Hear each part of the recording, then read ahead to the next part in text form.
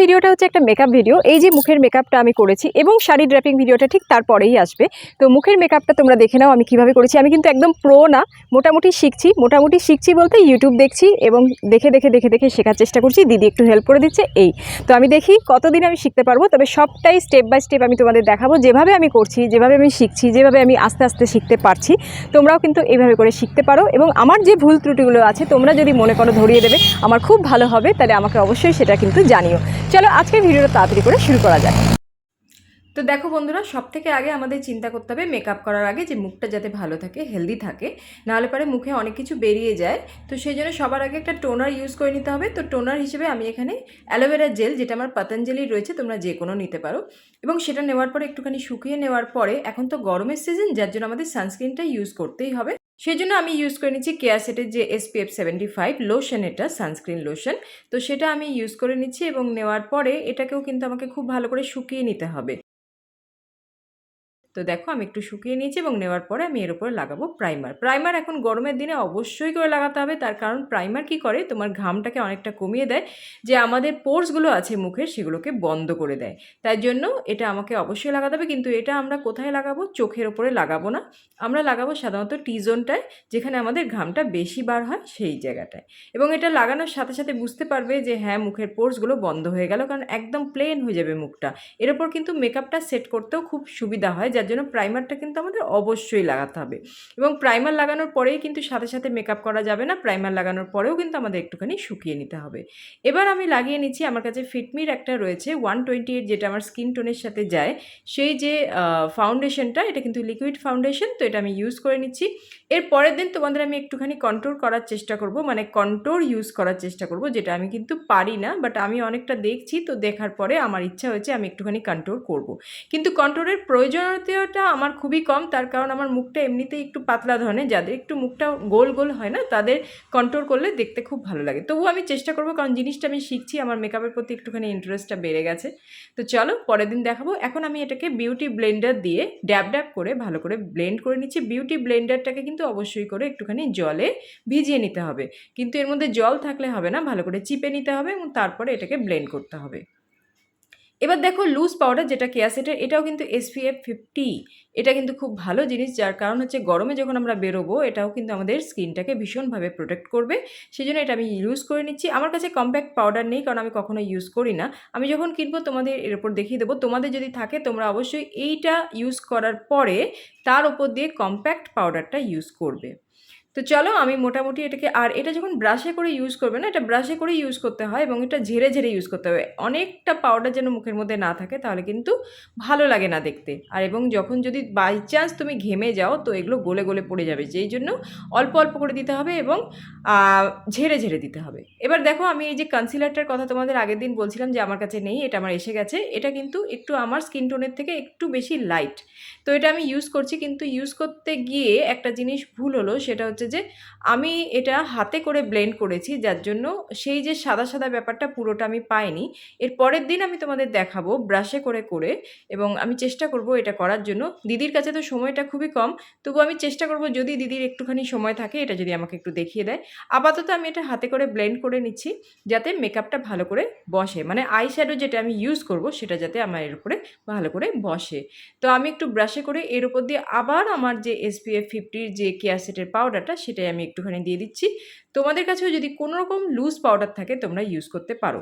এই পাউডারটা দেওয়ার কারণ হচ্ছে, এই পাউডারটার মধ্যে না একটা মেকআপ ফিনিশ আছে। এটা লাগালে এমনি সময় যখন বাইরে আমি যাই, শুধু এই পাউডারটা লাগালেও কিন্তু মুখটা মনে হয় যেন অনেক বেশি ভালো লাগছে দেখতে। এবার দেখো আমার কাছে, আমি যে শাড়িটা পরবো সেটা হচ্ছে রেড অ্যান্ড গ্রিন কম্বিনেশন, কিন্তু আমার কাছে এই প্যালেটটার মধ্যে কোনো রকম রেড কালার নেই। তো আমি একটুখানি পিঙ্ক দিয়ে বেসটা করে নিচ্ছি। বেসটা যে করছি এখন, আপাতত আমি ব্রাশটা ভালো করে ঘোরাতে পারছি, কারণ এইভাবে করে ব্রাশটা কিন্তু ঘুরিয়ে ঘুরিয়ে ভালো করে লাগিয়ে নিতে হবে। তো দেখো এটা লাগিয়ে নেওয়ার পরে আমার কাছে এর থেকে আরেকটু ডিপ কালারের যে পিঙ্ক কালারটা আছে, সেটা আমি এর ওপরে দিয়ে নেব। তার কারণ বেসটা করে নেওয়ার পরে সবসময় জানবে যে বেসটা একটু লাইট করতে হয়, এবং তার উপর দিয়ে অন্য একটা কালার যেটা ওর থেকে আরেকটু ডার্ক, সেটা ইউজ করতে হবে। তো এখানে আমি পিঙ্ক শেডটাকেই নিয়ে নিয়েছি বেস হিসেবে, এবং তার উপর দিয়ে আমি একটুখানি রেডিশ যে পিঙ্ক কালারটা আছে সেটা আমি ইউজ করবো, কারণ আমার প্যালেটের মধ্যে রেড কালার নেই। তবে এই প্যালেটের ঝামেলাটা আমি মিটিয়ে দেবো, তার কারণ আমি একটা এখন তো পিঙ্ক সামার চলছে যেটা, সেখানে আমি অর্ডার করেছি একটা প্যালেটের আই শ্যাডো প্যালেটের, এর মধ্যে প্রচুর কালার আছে। তো আশা করি আমার এই কাজটা করতে বা কাজটা শিখতে অসুবিধা হবে না। তো দেখো এবার একটুখানি আমি ডিপ কালার ইউজ করেছি, তো যার জন্য পিঙ্ক কালারটা বেশ একটু রেডিশ রেডিশ হয়েছে, যেটা আমার প্রয়োজন ছিল, কারণ আমার যে শাড়িটা সেটা হচ্ছে লালের সঙ্গে গ্রিন কালার। তো চলো এবার আমি এটাকে ভালো করে ব্লেন্ড করে নিচ্ছি। ব্লেন্ড কিন্তু করতেই হবে, কারণ কোনো হার্শ লাইন থাকলে কিন্তু দেখতে ভালোই লাগবে না। তো চলো আমার এটা ব্লেন্ড করা হয়ে গেছে। এবার আমি গ্রিন কালারটা উঠাবো, তার কারণ গ্রিন কালারটা আমার শাড়িটা, তো শাড়িটার কালারের সঙ্গে আমাকে ম্যাচ করে এখানে অনেক সময় যে সবসময় যে করতে হবে তার কোনো মানে নেই, অন্য কোনো কালারও দেওয়া যায়, তবে আমি এখানে এখন শাড়ির সঙ্গে ম্যাচিং করেই করার চেষ্টা করছি। তো শাড়ির যে কালারটা, যে গ্রিন কালারটা, সেটা আমি একদম কর্নার দুটো দিয়ে দেবো। এখানে এই কর্নারটাতে দেবো, আবার ভেতরের দিকে যে কর্নারটা আমাদের চোখের, সেইখানেও কিন্তু আমি একটুখানি গ্রিন কালার দিয়ে ব্লেন্ড করে নিচ্ছি। তো দেখো একটা চোখ মোটামুটি হয়ে গেছে, আর একটা চোখ। তো আমার এই যে প্যালেটটা, এটার মধ্যে গ্রিন কালারটা খুব ভালো হলো না, নাকি আমি পিঙ্কের সাথে গ্রিন দেওয়ার জন্য একটুখানি ব্লুইশ কালারটা আসলো বলতে পারবো না, বাট যেহেতু আমি এখন চেষ্টা করছি যার জন্য, তবে একটু গ্রিন কালার রয়েছে, বাট আমার মনে হচ্ছে যেন একটু ব্লুইশ হয়ে গেল। তো চলো যেরকমই হোক এটাকে অ্যাডজাস্ট করতেই হবে। এবার আমি এর মাঝখানটা একটা গোল্ডেন কালারের শিমারি ইউজ করছি। গোল্ডেন কালারের শিমারি আমি কেন ইউজ করছি, আমার যে ওপিনিয়ন সেটা হচ্ছে, যেহেতু শাড়িটার মধ্যে আমার গোল্ডেন কালারের বর্ডার রয়েছে, তো সেই জন্য আমি এখানে একটা গোল্ডেন কালার মাঝখানটা দিয়ে নিচ্ছি, এটাতে দেখতেও বেশ ভালো লাগে। এমনিও আমি দেখেছি গোল্ডেন কালারটা কিন্তু বেশ ফোটে, খুব ভালো লাগে দেখতে। এরপর আমি এখানে যেটা ইউজ করব সেটা হচ্ছে যে, এখানে আমার কাছে একটা অরেঞ্জের কালারের, এর আগের দিন আমি অরেঞ্জ কালারের শাড়ি পরেছিলাম, তখন আমি খুঁজে পাইনি, কিন্তু এই প্যালেটটাতেই ছিল। অরেঞ্জ কালারের একটা শিমারি রয়েছে, সেটা আমি কর্নারটাতে ইউজ করব। তার কারণ হচ্ছে আমার কাছে রেড কালারের শিমারি নেই, তো আমি অরেঞ্জটাই ইউজ করব, ঠিক আছে? তো অরেঞ্জটা, তো তোমরা বলবে যেদিনকে অরেঞ্জ কালারের শাড়ি পরেছে সেদিনকে অরেঞ্জটা খুঁজে পাইনি, যেদিনকে রেড কালারের শাড়ি পরেছে সেদিনকে এই অরেঞ্জটা খুঁজে পেয়েছে। হ্যাঁ, তাই কারণ হচ্ছে আমি একটু একটু চেষ্টা করছি, ঠিক আছে? সবসময় ঠিক একদম নতুন হাত যেহেতু, সেই জন্য সব কালারের কম্বিনেশনগুলো আমি ভালো করে বুঝিও না, বাট আমার চেষ্টা সবসময় থাকে যে যেভাবে হোক আমি এটাকে খুব সুন্দর করে একটুখানি শিখবো এবং খুব সুন্দর করে সাজবো। আমার খুব ভালো লাগে এটা। তোমাদের বলো তোমাদের কেমন লাগছে আমার এই ভিডিওগুলো? ভালো লাগলে অবশ্যই লাইক করো। তো চলো আমি এবার এটা একদম পরিষ্কার একটা ব্রাশে করে ভালো করে ব্লেন্ড করে নিচ্ছি। এখানে যে ভুলটা হয়েছে সেটা আমি তোমাদের এখনই বলে দিচ্ছি, সেটা হচ্ছে যে দেখো আমি দুটো চোখের কর্নারটার মধ্যে যে অরেঞ্জ কালার দিলাম, ডান দিকের যে চোখের কর্নারটা, সেটা কিন্তু একদম কোণার দিকটায় অরেঞ্জ কালারটা দিইনি। সেটা আমি এখন এডিট করার সময় দেখতে পাচ্ছি যে ওই কর্নারটাও কিন্তু দিতে হতো, তাহলে বেশ ভালো লাগতো। আর চোখের নিচে পিঙ্ক কালারটা ইউজ করে নিচ্ছি, একটু পিঙ্ক পিঙ্ক লাগবে, বেশ ভালো লাগবে, তার কারণ রেড তো নেই, নাহলে পরে রেডটাই দিতাম। তো চলো পিঙ্ক কালারও দেওয়া হয়ে গেছে। এইবার আমি চোখের যে কাজলটা সেটা আমি পরে নেবো, এবং এখন এটা কিন্তু সত্যি খুব ট্রেন্ডি যে একদম ওয়াটার লাইনে কেউ পরে না, তার নিচে একটুখানি যে স্মাচ অবশ্যই করে দেয়, তো আমিও এখানে করছি। দেখো এটা, এই যে প্রসিডিওরটা, এটা আমার খুবই ভালো লাগে, কারণ আমি ওয়াটার লাইনে খুব মোটা করে কাজলটা আমি দিয়ে নিলাম, দিয়ে নেওয়ার পরে একটা ছোট্ট ব্রাশ দিয়ে এটাকে স্মাচ করে দিচ্ছি। তো এটাতেই কিন্তু একদম সুন্দর হয়ে যাবে। দেখো দুদিকেই মনে হবে যেন তুমি অনেকটা নিচেতে করেই কাজলটা পরেছো, এবং তারপরে এর ওপর দিয়ে আমি আরেকবার ওয়াটার লাইনে দিয়ে দেবো, তাহলে কী হবে, অনেকটা ডিপ হয়ে যাবে কাজলটা, এবং সেটা দেখতে কিন্তু বেশ ভালো লাগে। তো চলো আমি এটা করে নিই, তোমরা দেখতে থাকো। আর এইখানে এই যে এত কিছু করলাম, দেখো চোখের আইশ্যাডো লাগালাম, এইখানে কাজল লাগাচ্ছি, কিন্তু এই যে আইব্রোটা আমার এত লাইট, আইব্রোটা যখনই আমি ডিফাইন করে নেব, যখনই ওর ওপর দিয়ে আইশ্যাডো লাগিয়ে নেব, তখন কিন্তু মুখটাই অনেকটা চেঞ্জ হয়ে যাবে, মানে এত ভালো লাগে, যার জন্য আমার মানে আইব্রোটা করতে এত ভালো লাগে, ভীষণ ভালো লাগে। তো দেখো আমি আইব্রোটা করে নিচ্ছি। তো এখানে আমি যে একদম লাইট শেডের যে ব্রাউন কালারটা আছে, আর এখানে না আমি আমার ওই নতুন ব্রাশটা ইউজ করলাম না, কেন জানি না, অভ্যাস হয়ে গেছে ওই ছোট্ট ব্রাশ দিয়ে আমার আইব্রো করতে। তো আইব্রোটা আমি করে নিচ্ছি, এবং আমার না নিজেকেই দেখতে খুব ভালো লাগে যখনই আমি আইব্রোটা ড্র করি। আইব্রো ড্র করে নিলেই মুখটা মনে হয় যেন একদম চেঞ্জ হয়ে গেল, একদম সুন্দর একটা, মানে মুখটার ফিনিশটা এত ভালো লাগে, মেকআপ ফিনিশটা এত আসে, তোমরা বলবে তোমাদের কেমন লাগে। তো এবার দেখো আমাকে যেটা করতে হবে, হাইলাইটারটা ইউজ করে নিতে হবে। হাইলাইটারটা আমি এর আগের দিন তোমাদের দেখেছিলাম আইব্রোর নিচেটা পুরোটা, তো পুরোটা না দিয়ে যদি তোমরা এই কর্নারটুকুও দাও না, তাতেও কিন্তু বেশ ভালো লাগে। তো আজকে আমি চেষ্টা করছি শুধুমাত্র কর্নারটুকু দেওয়ার। দেখো কর্নারটা দিলে পরেই কিন্তু ওখানে বেশ একটু চকচক চকচক ব্যাপারটা হয়। তোমাদের কাছে যদি হোয়াইট কালারের হাইলাইটার থাকে না, তো নিচে অবশ্যই করে হোয়াইট কালারটা দেবে। দিদিও বলছিল কিন্তু আমার কাছে নেই, আমার কাছে এই প্যালেটটাই আছে, তো আমি সেই জন্য সেটাই দিলাম। এবার হচ্ছে আইলাইনার। আইলাইনারটা খুবই যত্ন করে দিতে হবে, খুবই আস্তে আস্তে করে দিতে হবে।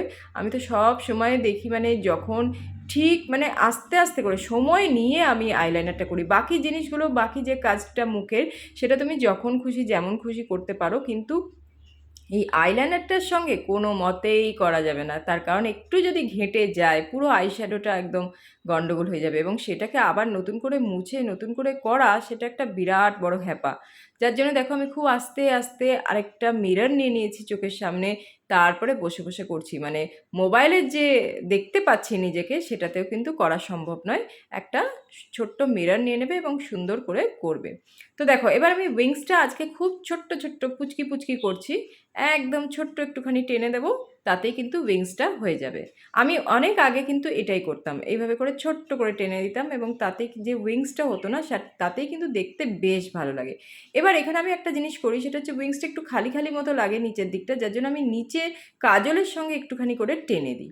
এইটা টানলে কি হবে, তুমি মনে হবে যেন নিচের কাজলটার সঙ্গে তুমি পড়েছো। ঠিক আছে, এখন তো উইংস অনেকভাবে ইউজ করা যায়, মানে আঁকা যায়, টেন্সিলস আছে, অনেক কিছু আছে, বাট হাতেও কিন্তু খুব সুন্দর করে, সবসময় সব জিনিস থাকে না, তো সেভাবেও কিন্তু করতে পারবে।